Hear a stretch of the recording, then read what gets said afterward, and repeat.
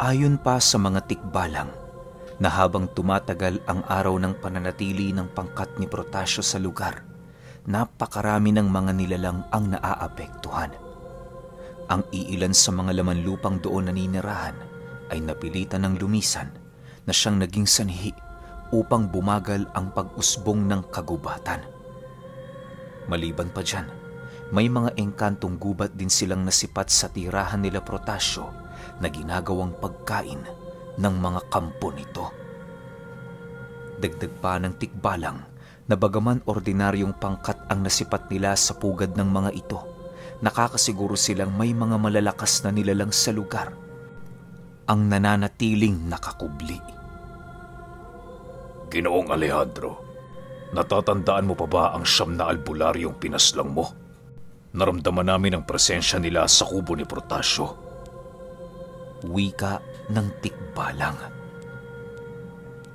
Nang marinig ito ni Manong Alejandro, bigla naman yung napatingin sa mukha ng mensahero ng punong-puno ng pag-aalala. Pagramdam ni Maximo na kinabahan ng kanyang maestro, dali-dali naman niya yung nilapitan habang mahinahong kinakausap. Maestro, totoo ba ang narinig ko? May pinatay kayong mga albularyo? Tanong naman dito ni Maximo. Mahabang istorya, Maximo. Sa tamang oras, ilalahad ko din ito sa iyo. Sa ngayon, iwasan mong mag-isip ng kung ano-ano. Sagot naman sa kanya ni Manong Alejandro. Dahil sa sinabi nito, kung kaya't hindi na nagpumilit pa si Maximo na malaman ang tungkol sa nakaraan ng kanyang maestro. Sa isip-isip niya, hindi naman yun papatay ng albularyo kung wala itong ginawang masama sa kanya. Maaari ding pinrotektahan lang ni Manong Alejandro ang kanyang sarili kung kaya't nakagawa siya ng ganoong karumal-dumal na bagay sa kanyang nakaraan. Sa pagpapatuloy ng pag-uusap ng tikbalang at ng kanyang maestro, nagbigayo ng kautusan sa mga mensaherong kakarma ukol sa nalalapit nilang pagpupulong ni Rakim. Alam ni Manong Alejandro na may ginagawa ng plano si Protasio kung kaya't kailangan na nilang ihanda ang kanilang mga mandirigma. Kinagabihan, habang nagbabantay ng palayan sila Maximo, dumating ang pangkat ni Rakim. Kasama nito ang lahat ng kanyang pinagkakatiwalaang mga mandirigma na siyang may kapangyarihan sa bawat hukbong kanilang tinatamasa. Sa paglapit nito kay Manong Alejandro, agad namang inilahad ni Rakim ang kanilang plano. Ayon dito, hindi sila aalis sa lugar hanggat hindi nila nalalaman ang kasalukuyang paggalaw ng hukbo ni Protasio. Magiging mapanganib para sa kanila ang umalis sa teritoryo sa kadahilanang hindi nila kabisado ang lugar sa labas nito. Dagdag pa ni Rakim, patuloy lang silang magbibigay ng depensa sa lugar hanggang sa dumating ang pagkakataon na makasilay na sila ng isang matibay na oportunidad para ibuhos ang kanilang pag-atake. Dahil sa sinabi ng pinuno ng mga kakarma, pinag-isipan yon ng maigi nila Manong Alejandro. Aminado kasi sila noong tama ang pasya ni Rakim. Kaya naman magiging mahirap para sa kanila ang ipwesto sa labas ng teritoryo ang iilan sa kanilang pangkat. Hindi naman siya tumututol ako sa iyong pasya, Rakim. Pero maaari bang magbigay ka ng kakarampot na mandirigma sa ilalim ng pamamahala ni Maximo? Kabisado niya ang lugar sa labas ng teritoryong ito, kaya wala tayong dapat ipag-alala sa kung ano man ang gagawin niyang plano. Ang kailangan natin ay tiwala, wala nang iba. Hindi tayo maaaring maghintay na lamang dito, bagkus ay kinakailangan nating gumawa ng paraan habang patuloy na nananahimik si Protasio. Wika ni Manong Alejandro matapos nitong marinig ang sinabi ng pinuno ng mga kakarma. Nang marinig ni Rakim ang bagay na yon, wala naman siyang nagawa kundi ang sumang-ayon. Aminado din naman siya kahit papaano na tama ang sinabi sa kanya ng maestro ni Maximo. Matapos ang kanilang pagkakasundo, ibinigay ni Rakim sa ilalim ng pamamahala ni Maximo ang 9 na matitikas niyang mandirigma. Magmula noong gabing yon, si Maximo na ang pansamantalang pinuno ng mga ito habang hindi pa natatapos ang kanilang plano. Bago tuluyang nilisan ni Rakim ang lugar, ibinahagi naman sa kanya ng disipulo ni Manong Alejandro ang nais nito pagtungo nila sa labas ng teritoryo. Ayon sa binata, wala namang magaganap na labanan sa pagitan ng kanyang pangkat at sa hukbo ni Protasio, bagkus ang gagawin lamang nila ay pagmasdan ng tingnan ng maigi ang lahat ng galaw nito. Papaslang din sila ng iilang mga tagapagmasid nito sa paligid nang sa gayoy malimitahan ang sakop ng paningin ni Protasio. Dagdag pa ni Maximo, pipilitin niyang makapatay ng mga aswang na pinagkakatiwalaan nito kung magkaroon sila ng pagkakataon para gawin ang bagay na yon. Nang mapag-alaman ni Rakim ang kanyang napipintong plano, wala naman itong nagawa kundi ang magtiwala. Alam kasi nitong para naman yon sa ikabubuti ng kanyang angkan, kung kaya't wala siya sa puder para tumutol o mag-alangan. Sa pagsapit ng Biyernes ng gabi, doon na nga nag-umpisang maglakad ang pangkat ni Maximo. Kasama niya noon ang rebelding grupo upang magkaroon sila ng dagdag na suporta kung sakali mang hindi nila inaasahan na makaharap ang pangkat ni Protasio. Sa paglabas nila sa teritoryo ng mga kakarma, agad naman nilang tinahak ang daan patungo sa kagubatang itinuro ng tikbalang. Malakas ang kutob ni Maximo na hindi pa nakakalayo ang pangkat ni Protasio, gawa ng alam niya sa kanyang sarili na nagpapalakas ito. Bago pa man sumapit ang gabi noong araw, narating na nila ang gubat na pinagpupugaran ng kanilang mga kalaban. Habang pinakikiramdaman nila Maximo ang paligid, may iilang salot ng bumabalot sa kanilang katawan, hudyat na merong nilalang sa lugar na yon ang hindi kaaya-ayang naninirahan. Ilang minuto pa ang lumipas, napasok na nga nila ang looban ng kagubatan. Napakainit ng pagtanggap sa kanila ng iba't ibang hayop sa lugar na yon, na parabang nagbibigay babala ang mga ito ukol sa panganib na maaari nilang makaharap sa paligid. Kahit ramdam na nila Maximo ang kilabot, nananatili pa rin silang porsigido sa kanilang misyon. Alam niyang nakataas ang sabulag at puder sa kanilang mga katawan, kung kaya't wala silang dapat katakutan. Maya-maya pa, bigla naman sila noong napatigil sa kanilang paglalakad nang makasilay sila ng isang sigbin na nagmamasid sa lugar. Nakatago ang nilalang na yon sa isang sanga ng puno na parabang wala itong balak na pumaslang, bagkus ay nautusan lamang yon na magmanman. Dahil sa pangyayaring yon, napilitan si Maximong utusan ng kanyang mga kasama na huwag gumalaw sa kanilang kinaroroonan. Hindi din sila maaaring gumawa ng kahit na anong ingay sa lugar upang hindi maitaboy ang nilalang na nagbabantay.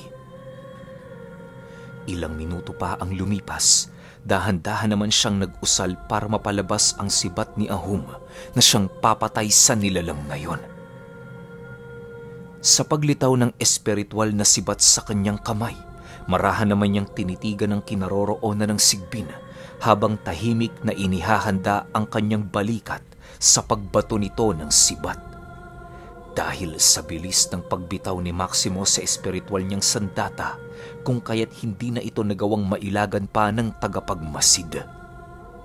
Bago pa man ito tuluyang maamoy ang sibat, tumarak na yon sa kanyang katawan na siyang naging sanihi upang mahulog siya sa punong kanyang pinagtataguan.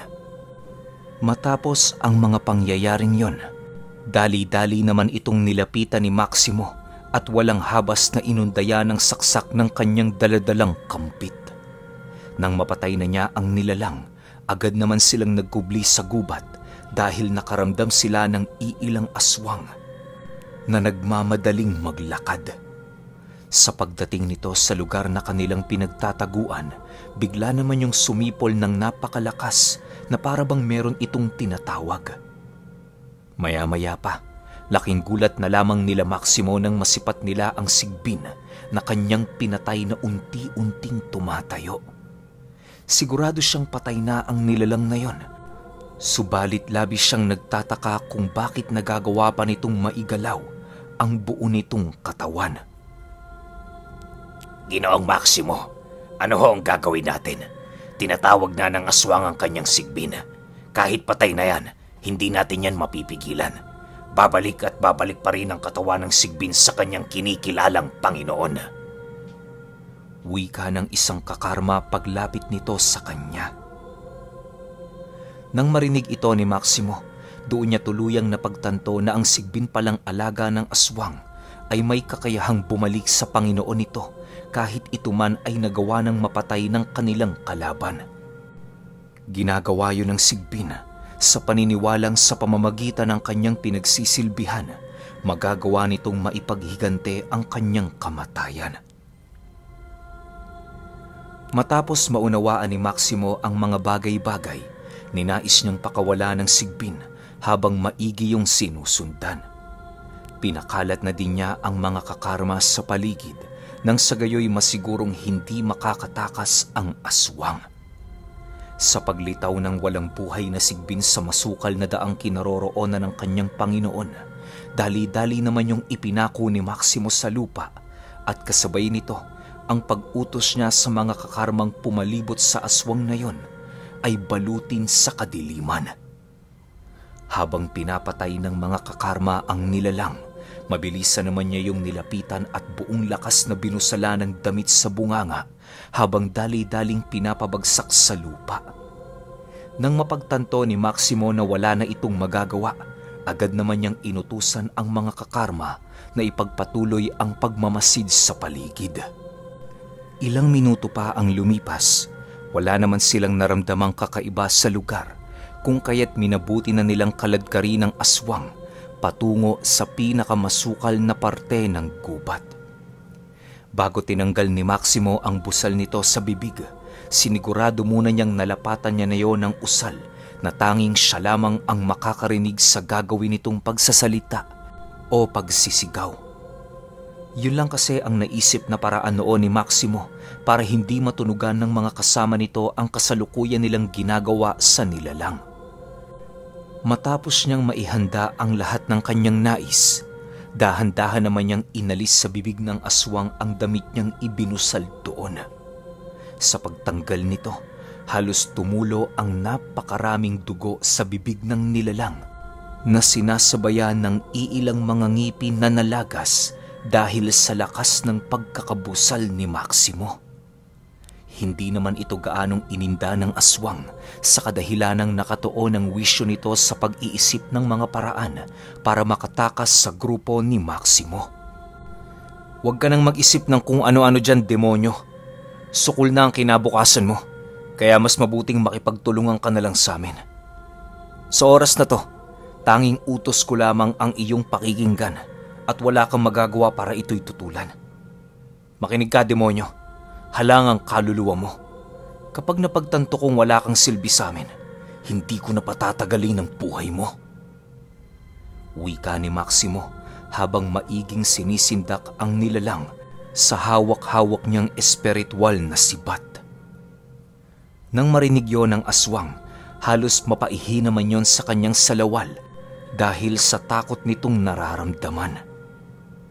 Ilang minuto pa ang lumipas, wala na din itong nagawa kundi ilahad kay Maximo ang lahat ng bagay na kanyang nais malaman.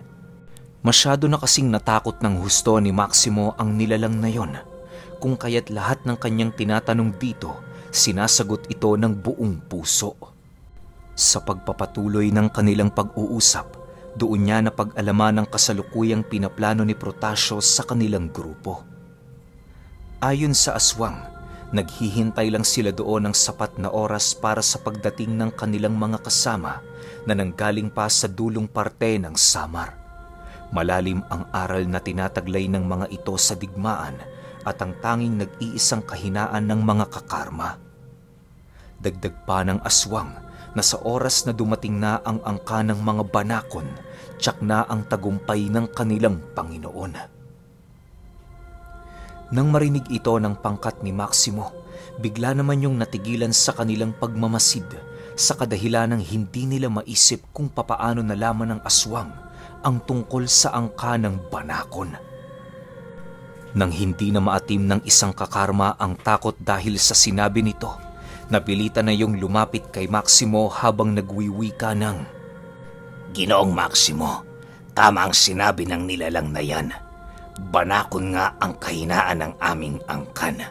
Isa silang mga uri ng aswang na walang kaluluwa o anino na naninirahan sa kanilang mga katawan."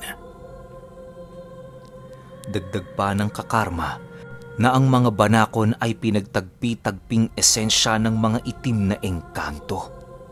Nagawa nitong mabuhay at umunlad sa katawan ng mga napaslang na aswang noong mga panahong malapit ng malipol ng mga albularyo ang kanilang lahi.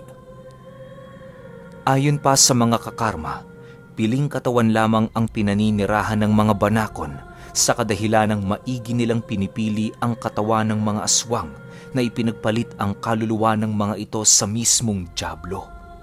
Kapag ubod ng sama ang katawan ng aswang na kanilang nakuha, mas triple o 5 beses nahihigit ang lakas nila sa mga ordinaryong kakarma. Sa pagpapatuloy ng kanilang pag-uusap, doon na pag-alaman ni Maximo na sa paglipas ng panahon, may mga aswang ang nakatunog sa estilo ng mga banakon. Imbis na kontrahin nila ito, ang ginawa nila ay makipagsanduguan dito na sila'y magiging magkakampi hanggang kamatayan. Dahil sa sumpaang yon, kung kaya't nabuo ang kakaibang lahi ng mga aswang na kung tawagin ay banakon. Sa kasalukuyang panahon, may mga tinataglay ng kaluluwa ang mga banakon, ngunit wala itong mga anino kapag natatapat ang kanilang katawan sa kahit na anong uri ng liwanag. Kapag naman nasisilayan ang mga ito ng mga ordinaryong mata ng tao, nagagawa nila itong madaya para hindi sila paghinalaan ng mga demonyo. Matapos ang kanilang pag-uusap, bakas na bakas sa pagmumuka ng mga kakarma ang labis na takot sa paparating na hukbo ni Protasio. Animoy sa puntong yon, labis na ang pagnanais ng mga itong tuluyan ng lipulin ang kanilang mga kalaban nang sa gayoy walang madatna ng mga banakon sa lugar.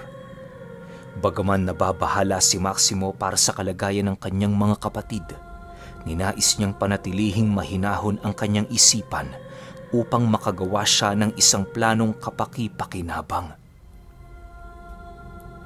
Ilang minuto pa ang lumipas, nagbigay siya ng utos sa mga kasama nilang kakarma na ipagsawalang bahala na muna ang kanilang narinig. Maaari kasi itong makaapekto sa kanilang pag-iisip na maaaring magdulot ng panganib sa kanilang pangkat.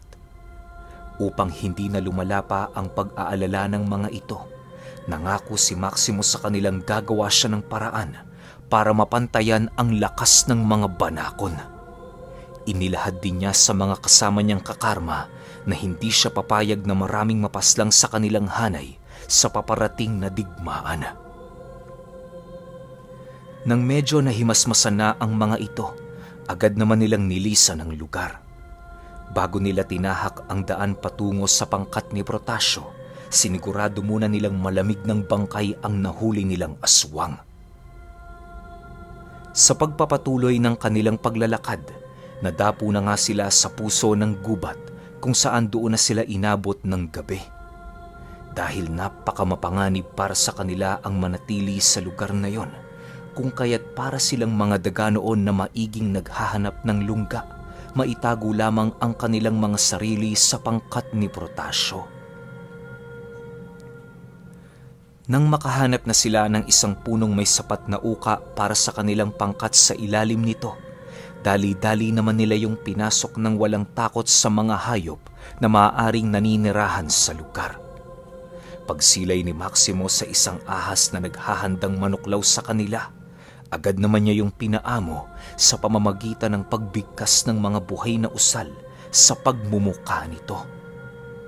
Nang masiguro na nilang ligtas ang lugar, kanya-kanya na silang humanap ng pagtutulugan sa ukang kanilang kinaroroonan. Nilalamig man ng mga katawan ng rebelde ay hindi nito ininda, masiguro lamang na buhay sila hanggang mag-umaga. Dahil sa mga aktibo ang kakarma tuwing gabi, kung kaya't yon ang itinalaga ni Maximong magbantay sa buong paligid. Tiwala naman siya doon kahit papaano, gawa ng alam niya ang mga kapasidad at paninindigan ng mga ito. Sa paglalim ng gabi, labis-labis naman ang kanilang pasasalamat sa kadahilan ng walang naglilibot na mga aswang sa paligid. Napakatahimik noon ang lugar na halos mga insekto lamang at iilang mga hayop ang kanilang naririnig. Bagaman gano'n ang kanilang nararamdaman, ninais pa rin nilang pag-igtingin ang kanilang pagmamasid sa paniniwalang nasa tabi-tabi lamang ang mga nilalang nakaanib ng pangkat ni Protasio. Ilang minuto pa ang lumipas, bigla namang napabalikwas mula sa kanilang pagkakahiga ang mga rebelde nang makarinig sila ng malakas na pagsimoy ng hangin sa himpapawid. Alam nilang hindi ordinaryong simoy ang bagay na yon sa kadahilanang paulit-ulit itong nangyayari sa itaas ng puno na parabang may kung anong dambuhalang ibon roon ang nagpupumilit lumapag. Dahil sa mga pangyayari, napilitang lumabas ang mga kakarma para sumilip. Pagsilay nila sa kalangitan, bigla namang nanlaki ang kanilang mga mata nang masipat nila ang dambuhalang ibon na halos lagas na ang karamihang balahibo nito. Sa itaas ng nilalang na yon, naroon ang mga aswang na animoy tagapagmasid ni Protasio sa buong paligid. Matapos itong masilayan ng mga kakarma, agad din naman itong bumalik sa loob ng uka. Kahit anong pagpaparamdam ang ginagawa ng mga nilalang, nananatili silang kalmado at hindi gumagalaw sa kanilang kinaroroonan. Bagaman alam nilang napapalibutan na sila ng mga kalaban, nananatili pa rin silang nananalig sa sabulag na inilagay ni Maximo sa kanilang mga katawan. Manatili kayo sa inyong mga lugar, mga kasama. Hanggat maaari, ibaba nyo ng husto ang inyong mga presensya. Imposibleng maamoy nila tayo rito. Wika ni Maximo sa mga rebeldeng labis-labis nang nababahala sa kanilang kinaroroonan. Nang marinig naman ng mga ito ang kanyang sinabi, pinilit naman nilang kumalma at manatili sa kanilang kinaroroonan. Bagaman may naririnig na sila doong naglalakad at gumagapang sa paligid, patuloy pa rin nilang sinusunod ang nais ni Maximo nang sa gayoy hindi mabulilyaso ang kanilang mga plano. Sa pagpapatuloy ng ganoong kaganapan, hindi naglaon tinantanan din sila ng mga nilalang. Nang maramdaman nilang wala na ang mga ito, muli nilang ipinagpatuloy ang kanilang pagbabantay sa lugar. Hindi na dinoon nagtangkapang lumabas ang mga kakarma sa takot na baka may iniwang tagapagmasid ang mga aswang. Ilang oras pa ang lumipas, pabalik-balik ang mga nilalang sa lugar. Animoy, patuloy na nag-iikot ang mga ito sa kagubatan kahit wala naman sila doong nasisilayang mga kalaban. Sa bawat pagdaan ng mga ito sa kanilang pinagtataguan, rinig na rinig nila ang paghinga ng mga sigbin at pag-angil ng iba pang mga alaga ng aswang. Nakakaamoy din sila noon ng salot at pagmamarka sa buong lugar, subalit mabilisan din naman yung naglalaho sa oras na nakakapasok ang mga ito sa proteksyong ginawa ni Maximo. Sa pagsapit ng bukang liwayway, doon pa lamang tumahimik ang buong paligid. Pakiramdam nila Maximo noon, hindi sumapit ang gabi sa dami ng mga nilalang na kanilang naririnig na dumaraan. Bago nila tuluyang nilisan ng lugar, sinigurado muna nilang walang naiwang tagapagmasid doon si Protasio. Sa pagpapatuloy ng kwento, matutuklasan na nga nila Maximo ang kinaroroonan ng pugad ni Protasio at ang isa nitong alagad na isang uri ng banakon. Okay, pasensya na kayo, medyo matagal tayong nawala. Tsaka medyo natagalan din yung pagsunod ng series natin na Aswang na Kumakain ng Kaluluwa kasi may mga nagre-request na gusto nila ng one hit. Kaya alam niyo kung tutusin, ang ganda ng views ng one hit eh. Pero sige, tapusin din natin tong series tapos puro one hit tayo. Yung 20, sunod ka agad natin. Yun lang. Salamat.